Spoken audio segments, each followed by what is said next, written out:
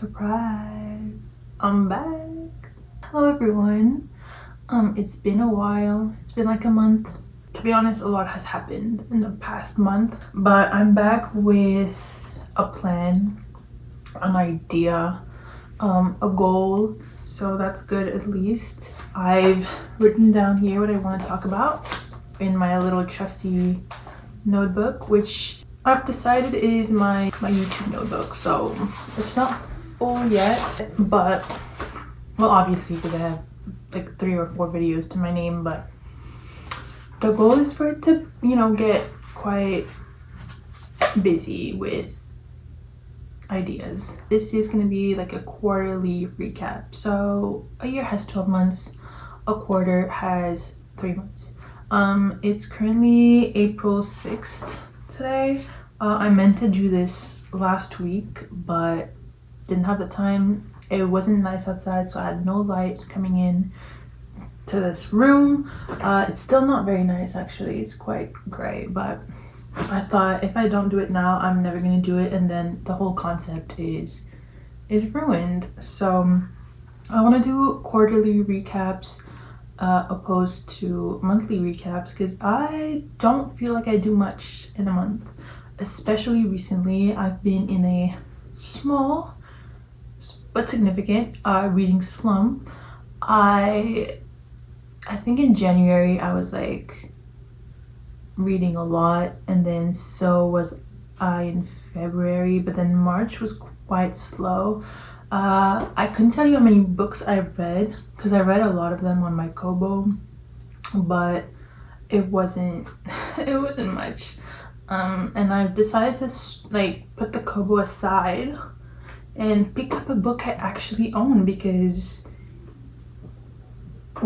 so all of these I've read, but like all of these except for the last one, the pink one, I haven't read. And then you can't see them because of the way this whole setup is set up, but I've got way more books above my head, and I haven't read like a third of them, and I've got more books on the floor that I haven't read, so I want to get to those. So I put the Kobo aside, and I've decided to stick to physical books for the foreseeable future, hopefully till the summer or maybe this fall, just so I can get through everything I already have. Although I do want to read some, or not read, but I do want to buy some new books already, but I'm trying to stop. Like the last time I bought a physical book was probably less than 2 weeks ago, which is so bad because I'm not gonna read it. I'm not gonna read the book until probably like next year, realistically. But the goal is still to read most, if not all, by this fall. So yeah, let's just stop yapping and get into this quarterly recap. This is going to be mostly about books, obviously, and then about movies, about music, and then finally about just like life events, because a lot of things happen, like I said, especially in March. Even in the rest of the year, like January, February, a few things happened, but the biggest thing happened in March. So yeah, I'll start with books. I wanted to not go over everything I've read because that would take too long, and I don't think it would be that interesting. So I decided to just go over the books I loved, and I chose 3, and the books I didn't love, and I only decided to go with 1 book because, again, who wants to hear about books you didn't love? Not me. So I've got here the physical version of 2 of the books I loved, and I'm still missing the 3rd book I loved. I'll put a picture up on the screen. Not sure which side it's going to be on, but I'll put a picture up. The first book I loved, or no, if I go in reading order, it would be this one. I don't know which side I'm putting it on. Maurice by Ian Forster. This is the first book I read this year that I really loved. I think it was end of January, early February, something like that. masterpiece. I read it on Kobo. That's why I don't, have the book, but it was so good. I don't want to get too much into it, but for those who don't know, it's a book about college students. It's a book about Maurice, the main character, discovering that he likes other boys. Their college is an all-boy college, so it's like tough. And also this is happening in the 1900s. I forget exactly what decade it was in. It's really well written. It's beautiful. There is also a movie about this book, and I feel like I may have talked about it on this channel, but I don't remember. But anyway, instant fave. I read this on the plane and I cried on the plane. So that was the number one. And then I think, I can't remember actually if I read this before or after Maurice, but it doesn't really matter. Another LGBT story. We have Carmilla, which is a vampire story about this young girl who lets this other young girl come into their family. They live in a castle, it's a vampire story, so like castle, away from everyone, away from the village, away from whatever, everything. And she comes into their family because she's alone, or like they're whatever. So she comes into their family and she's super nice, she's super cute, super sweet, but strange things start happening to the main character. And we don't know why. And so it's still a really beautiful story. I wouldn't say it's a love story because in my point of view, the characters are too young for anything to happen. But then again, it might be on purpose because this was written in the 1800s. But yeah, 1871, 1872. But definitely there's a lot of metaphors and read between the lines type stuff. So really recommend. And then my last favorite of the year so far is Chess Story by Stefan Zweig.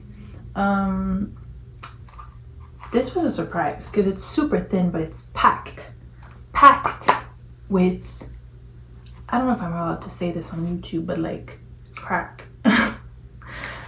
It's so crazy, the feeling that you get from a simple, literally chess story. This is about this man that's heard about how there's this chess legend on I forgot if it's a train or a boat, but yeah, this legend is on their train, and the goal is just to beat the chess legend. But then something happens where this other guy is also good at chess, and it makes the story so intense because you've got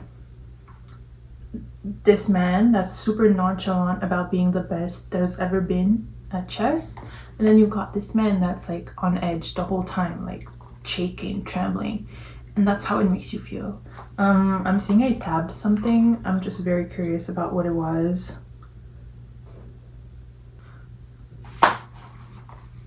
Good quote. I won't say it because I fear it might spoil a little bit about the character, but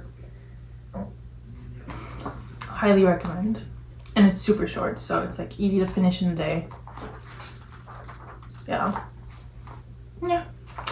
So these were my top 3 of the year. Now for my least favorite so far.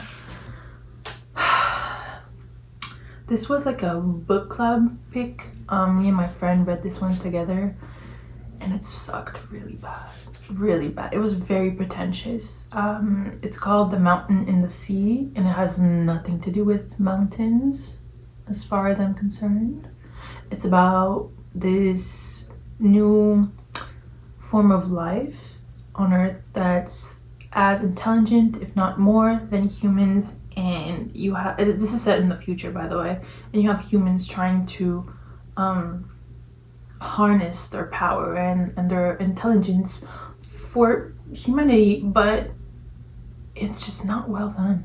It's not well done at all, because you don't even get that much focus on the octopus side of the story. It's more on the human side of the story, and it's kind of frankly boring. You're waiting the whole time for something to happen, something significant, something relating to the whole plot, but it's only like side stories or like side plots. I don't know how to explain it, but nothing of value, truly. You got a few good points here and there, like a few good characters, a few, like 2 maybe, and that's pretty much it. The rest are like quite boring and unessential, so I would pass. If you like sci-fi, yeah, don't bother. If you don't like sci-fi, then I don't know why you would ever go for it, but skip. And the next thing I wanted to talk about, still book related, was like my current reads. There's not that many because, again, I've been in a reading slump. I want to say I started, so there's 2 books. I want to say I started The Idiot maybe 3 weeks ago, but I haven't read anything in like a week. I'm on page 190, which is like the beginning of part 2 in the book. Yeah, this is what it looks like. I like it. I love Dostoevsky. It's just like it wasn't motivating me the way like some other books of his have motivated me in the past, so I had to put it down. And then I wanted something short and quick in between, but then because of other life events, I still haven't finished the short and quick book that I set my mind on. But this one I showed really quickly in my last vlog. It's called The Fall by Albert Camus, La Chute, and I'm almost done. I have only 1 chapter left, which means I'll probably finish today. It's just a really long monologue about life and about death and about love, friendships, and just one man talking the whole time to like this other person that you never hear, at least not until now. It's interesting. It's a bit philosophical, not necessarily the best takes in my opinion, but I'm enjoying it. I'm gonna finish it today, and then I'll probably go back to reading The Idiot. Another one that I didn't think to grab is The Count of Monte Cristo. I haven't picked it up since I got the books I designed myself in the mail, just because I was already reading this, and so I didn't want to like start another huge book or continue another huge book. So I think I'm gonna finish this, and then maybe I'll pick up The Count of Monte Cristo. To be determined, to be confirmed. We'll see. And really quickly, I wanted to also go through the latest books I bought, like the last month.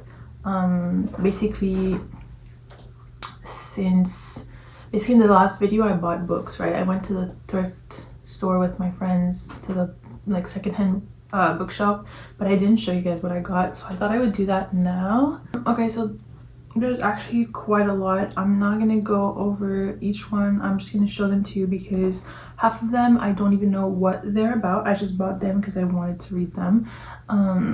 Sometimes I'll buy a book because I already know the story and I want to read it, and sometimes I'll buy a book because I've read the author before and I like the author and want to read more of their work. So that's kind of what's happening here. And then other times it's just books I've heard about from other people I look up to, literature wise, if that makes sense. So okay. Oh, and it's not everything because some of it is like, again, in the little bookshelves above my head, and I was too lazy to get up because it would have been too many books, but I'll just list them. There's only 2, so it's not that bad. The first one is The Gambler by Dostoevsky. Again, love Dostoevsky. probably will love this. I bought this mainly because I like vintage looking books, and this one is Nana by Émile Zola, so I think it's a classic. It's French literature. I need to get into French literature more. I mean, I've read quite a bit, but I need to read more, so very glad I got this. Then I've got Rebecca by Daphne, not sure. Daphne is like the French pronunciation, I'm pretty sure. So probably Daphne du Maurier. Where is this woman from? Let me see. Oh my god, I swear to god. This is a translated book. Okay, no. Whew. She's English. Sorry for my ignorance. Daphne du Maurier, Rebecca. Forgot what I was gonna say, but I've heard a few people recommend this, so I wanted to get it, and it looks beautiful. I finally found My Brilliant Friend by Elena Ferrante. Found this at the thrift store, had to get it. Hopefully I like it and get the other 3 books. Then I got Perfume, The Story of a Murderer at the thrift. This was free because the lady forgot to scan the book. Ooh.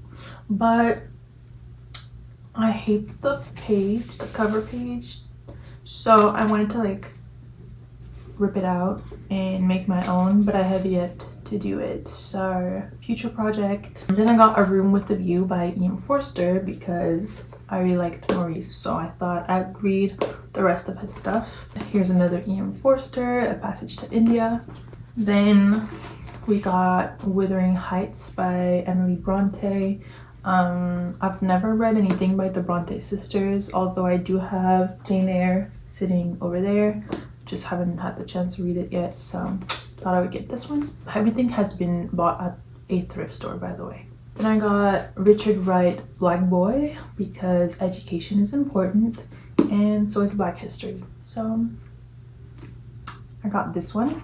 Last but not least, which is false because I have 2 more just up there, but in my lap, I mean, East of Eden by John Steinbeck. The only other book of his I've read was Of Mice and Men in high school, and I don't remember anything that happened in that book except for that they were farmers.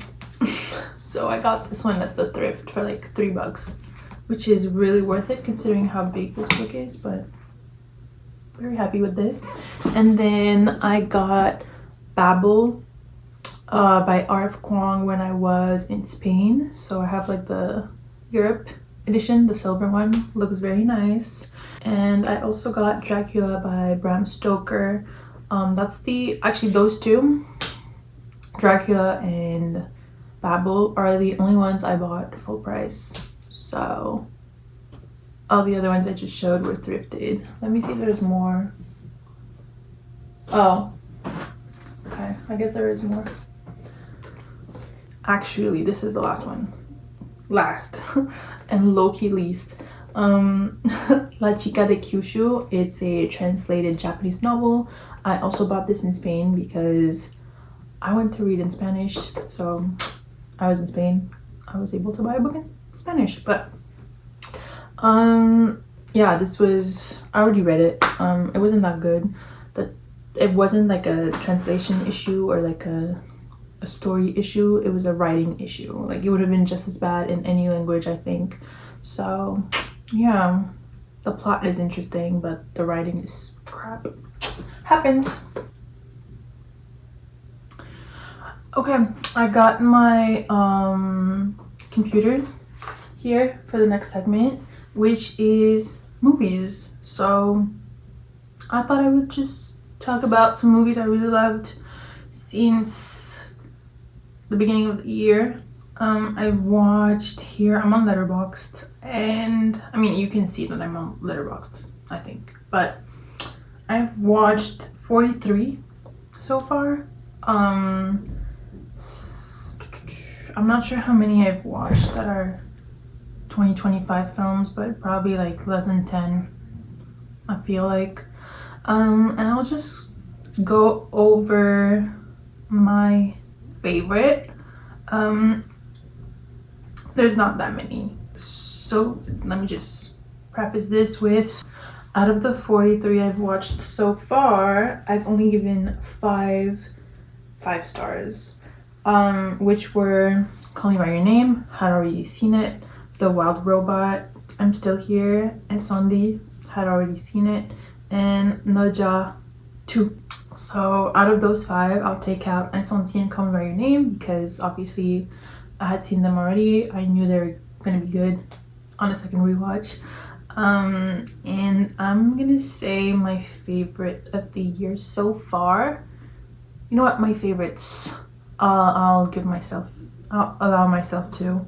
Are I'm Still Here, the Brazilian film, and Naja 2, the Chinese animated film from this year. Actually came out in January. Amazing, highly recommend. I know the first one is free to watch on Tubi, at least in Canada it's free to watch on Tubi, and then I saw Naja 2 in the theater. Amazing. Oh, that's my review. Here it is. Gorgeous. Loved it. Now, out of the 43 movies I saw, obviously there are some that I did not like, and I'm gonna tell you about those really quickly, and I'm gonna make it relevant by talking about 2025 films only in this case, because who cares if I saw a film from, I don't know, the 90s and didn't like it? Like, who cares, bro? Who cares? So the 2025 films I watched that I didn't like were Companion, I gave it 2.5 stars, and Mickey 17, I gave it 3 stars, but I was being generous because it's closer to like a 2.5 in my opinion. I'll elaborate, we have time. Mickey 17 was good in theory. I read the book. The book was good. It wasn't awesome, it wasn't fantastic, it wasn't like wow, mind-blowing, but you know, it was entertaining, and so was the film. Like, the film was very much entertaining, but I did not like the humor in the film. It threw me off. I didn't like how the audio was mixed, which is a very picky thing to say, I think, but I didn't like it. And I didn't like how the film went about the like story timeline, if that makes sense, because in the book they also do go back and forth, but the movie tried to like make it like one linear timeline, and I didn't really like that. Maybe I'm biased because I read the book first, because I really was looking forward to this film and I was quite disappointed. But Pattinson and Ruffalo were both really good, and you know, you can see my review on the screen. You know, it's stuff happens. Like, you like some movies, you don't like some other movies. I feel like I'm the only one that didn't like this one out of the people I personally know and follow, but it's okay. I was still entertained. Also, I did not like the ending, and I just didn't like how there's too many things I didn't like. I don't want to get into it because then like this becomes a video about Mickey 17 and that's not what I want it to be. But so I'm ending this here. The other one I didn't really like was Companion. I thought the writing was bad pretty much, and the acting wasn't great either. Companion was not for me. The writing was bad, point blank. The topic was very good though. Very good topic, well executed, but the writing was, you know. So that's pretty much it. And if we go into my watch list and we do release date, newest first, let's see what I'm looking forward to for this year. Damn, there's not that many, huh? Okay, I'm not looking forward to this one. It's in here because I want to watch it, and it already came out. I didn't go see it. I'm probably not going to see it anytime soon. I am looking forward to Thunderbolts and Superman and Fantastic Four and After the Hunt and Wicked for Good and Project Hail Mary and The Odyssey and Beyond the Spider-Verse. Oh my god, 2027 just broke my heart. But yeah, that pretty much is the movie category done. Now I wanted to go into music, and I was looking at my playlist and on my Apple Music like replay for 2025, because Apple likes to start really early. Like, you already have, if you're using Apple Music, you already have a very, very detailed like statistic page dedicated to 2025. So for those who don't know, now you do. But I was looking at it and I realized I would only be talking about Mariah Carey, which is good. It's a good thing because she's great. But is that interesting? I mean, my favorite song, Still My All. And then apart from all the Mariah Carey, I found 2 other songs that were in my like top 25, I want to say, which were Shadow of a Man by Lady Gaga. Loved that song. Very Michael Jackson, very Michael Jackson, which is love. And then DTMF by Bad Bunny, Debe Tirarme Fotos. Love the whole album. Well, I didn't listen to the whole thing, but like a few songs, like 5 or 6 songs out of the whole album I love. So I would leave that in. And then, okay, so this is not really a recap part, but I just wanted to say that like I'm going to see Flow at the end of the month, so I'm super excited about that. And that's pretty much it for like all the like art categories. Then I wanted to go into like events, like live stuff. Why I've been, you know, absent for like a month, and pretty much the month of March was a small but important roller coaster. I was working a job. I was working a part-time job, retail, and I quit that job because I was offered a job somewhere else. I mean, I did apply for it and I did do interviews for it, and I got it. And so it was like a transitional period. I quit the job, and then literally the next day I started my new job. Obviously I gave them my 2 weeks, but like I'm saying, like my last day at my former job was right the day before the first day of my new job. And so my new job is great. So far so good. It's half work from home, so it's really nice. I really like it. The people I'm working with are super nice, super kind. That's pretty much why I haven't been able to like post more, because I'm still figuring out my like schedule, my time, and just how, because I'm working 5 days a week, right? I used to work like 3 or pretty much 3 or 4, and so now I only have 2 days out of the week, 2 full days only. Oh my god, I sound so. Now I have 2 days out of the week where the full day is free, right? The weekends. And so I need to do a lot of things on weekends, and filming takes me usually about an hour to an hour and a half, which is pretty much nothing. But then you have to prepare beforehand and you have to edit, which, you know, it adds up. And this is not a complaint. This is like, I like it. I love doing that. It's just that I don't see myself filming during like a lunch break, for example, and I don't see myself filming after 5 just because of the whole sun situation.